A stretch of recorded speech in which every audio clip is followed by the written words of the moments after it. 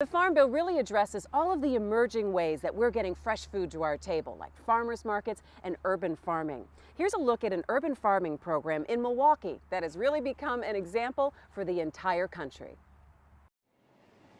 Fresh, local, nutritious. Do these words describe your last meal? Urban farms are popping up across the country to supply a growing demand for this type of food. Nutrient-rich produce that hasn't been shipped long distances, that empowers small businesses and local economies. Some argue that you can't feed a growing population in this way, but try and tell that to Will Allen, a former NBA star turned urban farming pioneer. When I started, I bought this place to sell my farm produce from my farm. And along a continuum, by working with some youth in the community, I got sucked into doing this nonprofit model that I was kind of challenged because everybody said, well, you can't grow enough food to feed people. Well, we feed 10,000 people from this facility alone. After his basketball career, Will founded Growing Power, a nonprofit organization on the north side of Milwaukee. Growing Power's main facility is just one of many farms, each full of innovative systems for growing food that have educated and inspired urban farmers around the world.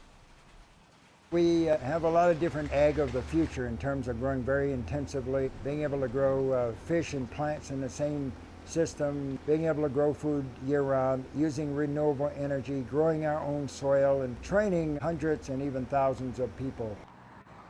Space is at a premium in an urban setting, so creativity and innovation are key to Growing Power's ability to maximize the use of their land and produce everything from sprouts to tilapia on the same square foot of ground. We don't have a lot of room to spread out, but we do have room to spread up. So in our aquaponics, for example, our fish are sunk into the ground. They don't need the sunlight. And by being sunk, that water is actually going to stay much cooler.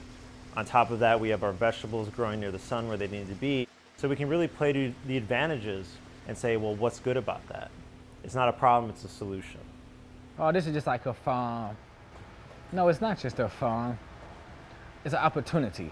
It just teaches kids that it's more to food than what you get in the store. It's where it comes from and how it gets to your plate. For Growing Power, it's not just about the food. A youth corps program gives young people like Raymond opportunities to build valuable life skills for their future. Because of Growing Power today, I have a job, and also teaches me skills like communication, and also teaches me responsibility. Like you have to take criticism so you can learn from your mistakes. Will Allen's impact on Milwaukee doesn't end with inspiring kids like Raymond.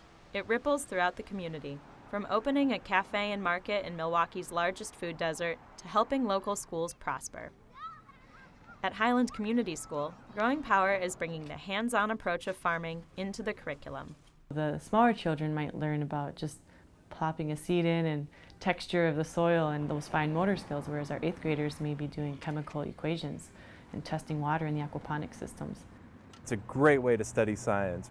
It's a great lab for experimentation, and it has an actual product, which is really meaningful to our students to see that, oh, my work produced this. For us, one of the reasons why we're so excited to do it is that we can really improve the nutrition and what we offer our children here. So they're not coming in thinking about that their tummy is hurting because they're hungry or they haven't had a good meal, but that they don't have to worry about that, and that we're also giving them the skills to succeed. From urban farm to local schools, Will Allen's belief in the importance of good nutrition and fresh produce has inspired a local revolution, planting the seeds for a global movement. But innovation comes easily when your work is also your passion. Will always says, just start something. And I think there's truth in that. You don't have to go out and do everything the way we do it. In fact, you have to figure out what works in your community, what works for you, because if it's hard for you to do it and it's not fun, then it's not sustainable. You have to get a lot of joy out of it for it to be really something you want to do every day. This is part of the future of our food system, and it gives people a choice. Do you want to buy food that's shipped in from 1,500 miles away, which is 99% of the food in our marketplace in most major cities, or do you want to eat food that's local? Well, 86% of people last polled said they would rather eat locally grown food. So we're reacting to that. We're really quantifying whether this becomes an economic model.